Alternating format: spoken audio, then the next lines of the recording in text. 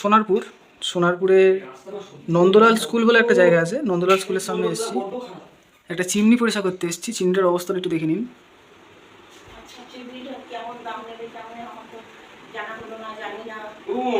দেখছেন চিমনিটার অবস্থা, চিমনিটা অয়েল কালেক্টরটা একবার দেখে নিন। এটার মধ্যে টোটালটাই বুঝতে পারছেন। কেমন দাম নেবে না নেবে আমি তো জানি না, পরিষ্কার নাকি তুমি ওকে করে দেবে আমাকে।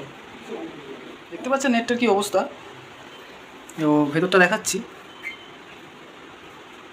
এই যে ভেতরের অবস্থা দেখাই যাচ্ছে কীরকম তেল আছে পড়ে।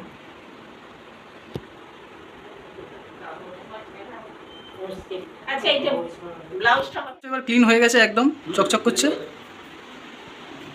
কি ছিল আর কি হয়ে গেল বুঝতেই পারছো।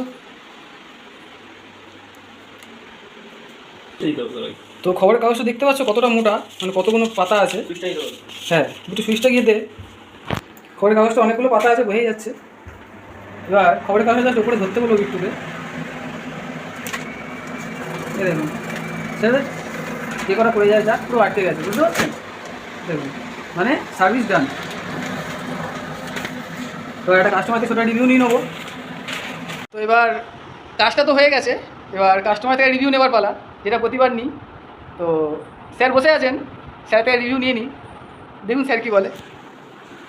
স্যার একটা ছোটো রিভিউ দিয়ে দিন।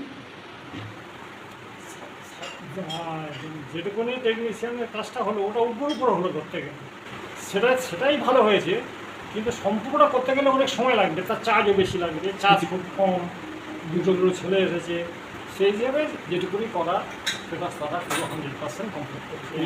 একটু জায়গাটার নামটা একটু বলে দিন, কোন জায়গাটা? কামরাবাদ রবীন্দ্র সদন। কামরাবাদ রবীন্দ্র সদন। থ্যাংক ইউ জেঠু।